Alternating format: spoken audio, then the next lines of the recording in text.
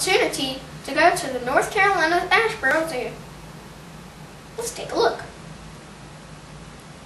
Hi, Landon here, and I'm here at the gorilla exhibit here at North Carolina Asheboro Zoo.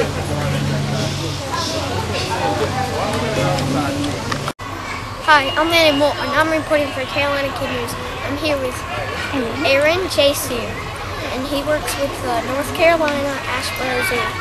And he's going to tell us about some exciting things going around here. Yeah, I need some food. We just made an announcement recently that our 11-year-old female Jemani, Western Lowland gorilla, she is pregnant.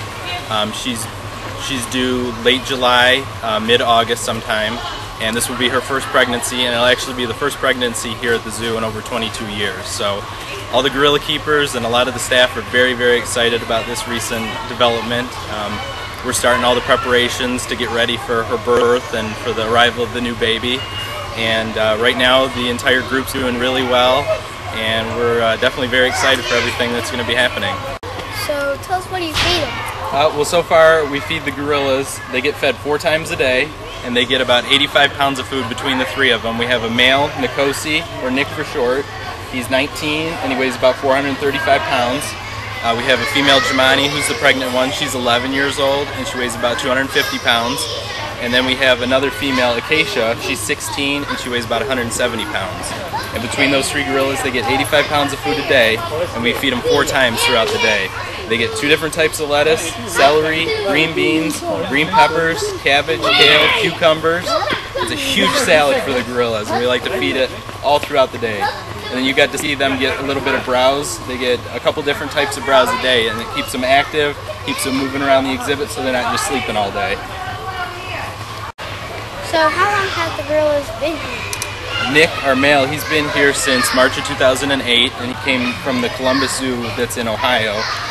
Jemani came in January of last year, and she came from the San Diego Wild Animal Park. And Acacia came in February of last year, and she came from the Oklahoma City Zoo. So all 3 of these gorillas have been here for just a little bit of time, but they're all doing really well, and they get along pretty well. And Jemani, she's due late July, early August sometime for the baby, and we're pretty excited. We're not sure if it's going to be a boy or a girl yet, but when we find out, I'm sure everybody else will know.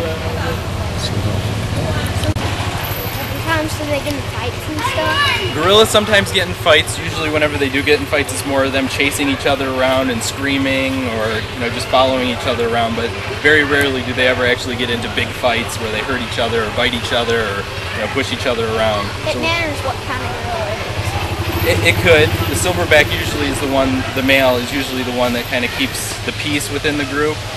Usually the girls are well behaved, but sometimes they like to push his buttons, so he's got to keep them in their place at times, but they're all really good and they get along very well. Thank you. I really appreciate the time for you talking to us today.